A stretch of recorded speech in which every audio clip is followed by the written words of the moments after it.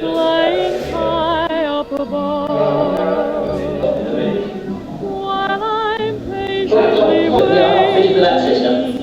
I suggest call Melbourne. Take care of Roger, my out. love. What was that on the bell tape? It's the RSVA, which we ain't got. Obviously, he's not read the on-good document. I have a message to carry out on a Halifax Mark II bomber.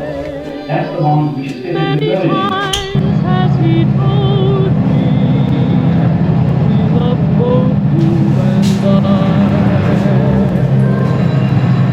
Oh, I must share him with you. What can I do? It just has to be. I'll never keep him from you. Honest, if you won't keep him from me.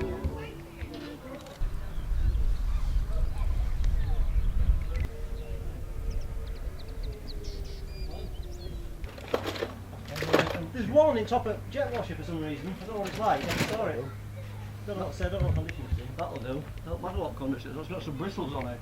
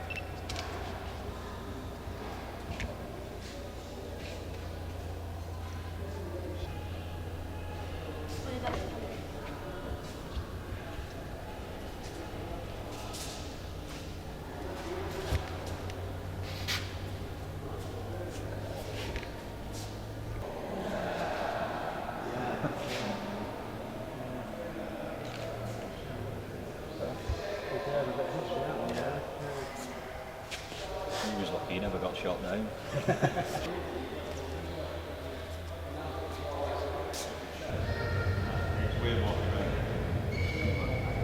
By the Americans, and it first flew with the RAF in Montreal, Canada in February 1945.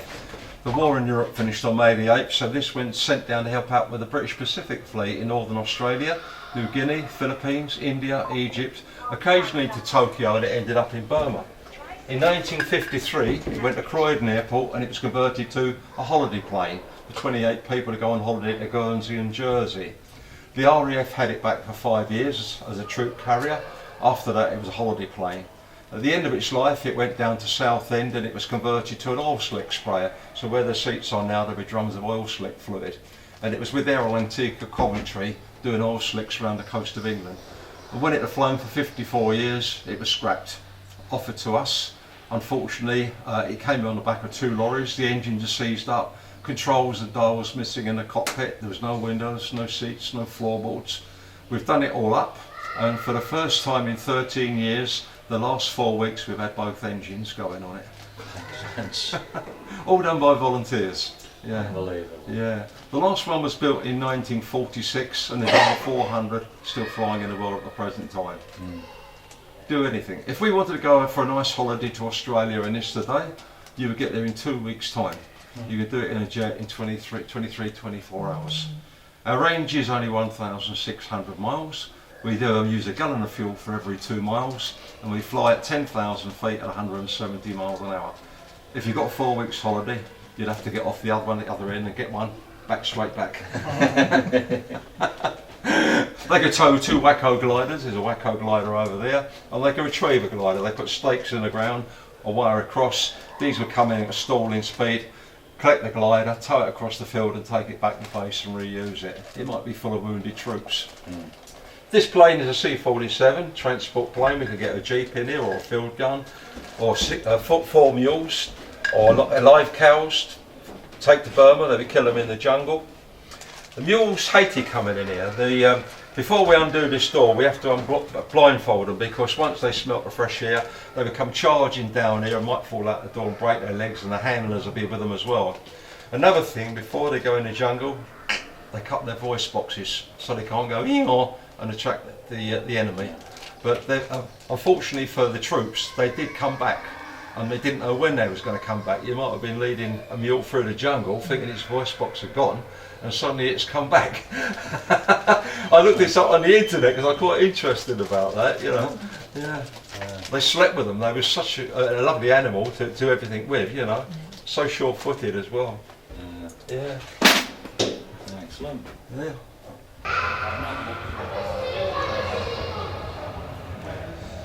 That one, because that one's made out of 3, isn't it? Yeah. And I believe part of the one that you made that one Oh, is it out of, Snaith? Yeah.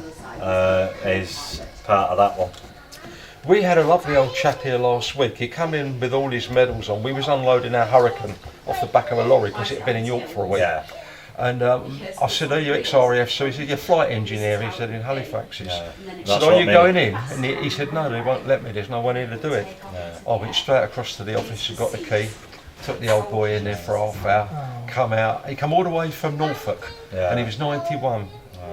We've come up from Wigan today, but To go in it. Yeah. The only way you're on the internet, obviously. Yeah. Get Google up. Yeah. Halifax Bomber Virtual Tour. Type that Right. in. Yeah. And you'll start in the cockpit, and you'll go right through it, and you can stop it where you want to. Ah, right, excellent.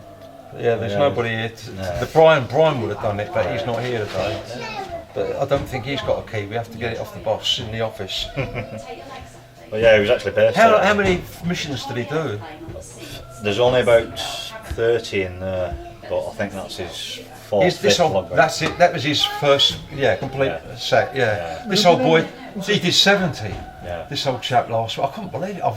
I've worked here 10 years and I've met people that have done 36, 45, but I've never known them to do 70. All the missions that he did, he never had to down a plane, and the only time he had to have a down one was when he was bringing one back from Scotland, Yeah. and they had a bird strike.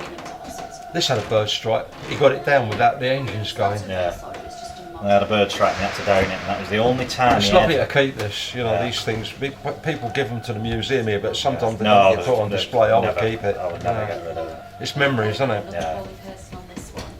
He's got all his bombing missions in. So where was he? Where was he born? Like where did He was born in Wigan. He was Wigan born and bred. Wigan. Thought So he he's was Lancashire based- lad yeah, and thought he come was over based to here, yeah. Amazing.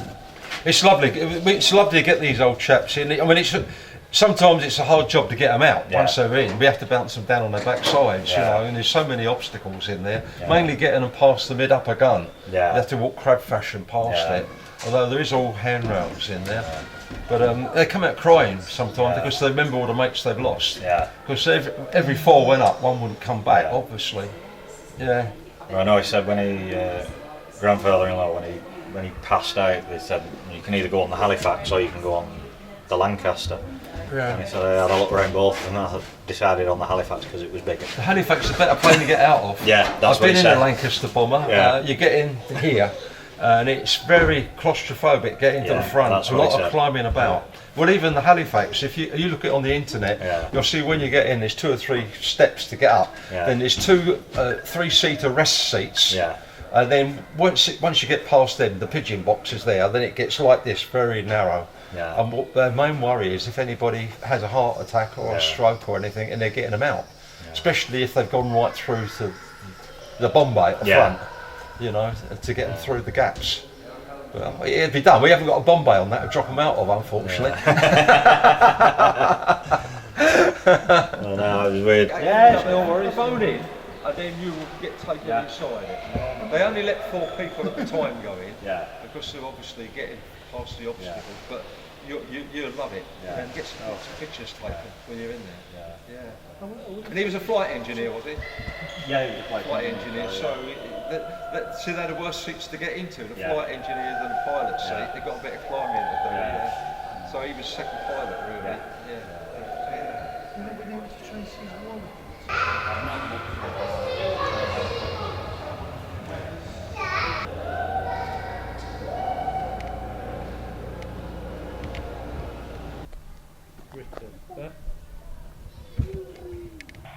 Upon this battle depends the survival of Christian civilization.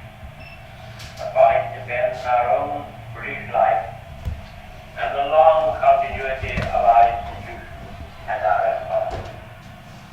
The whole fury and might of the enemy must very soon be turned on us. Let us therefore brace ourselves to our duty.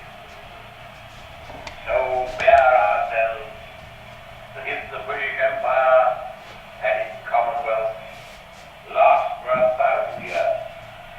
Men will still say, this was their finest hour.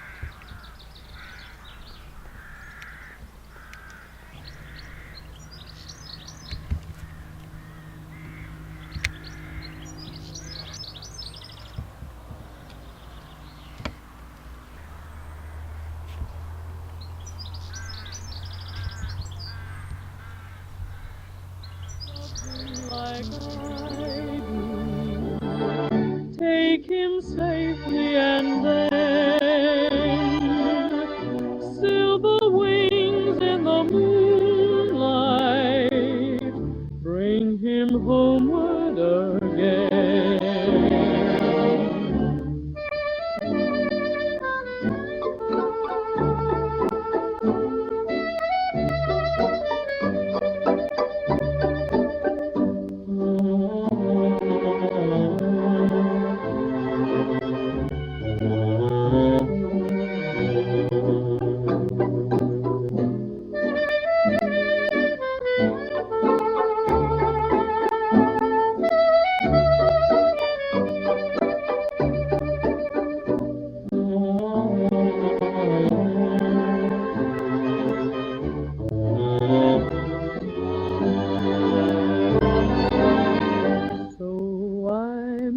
Share him with you. What can I do? It just has to be. I'll never keep him from you. Honest, if you won't keep him from me. If you love him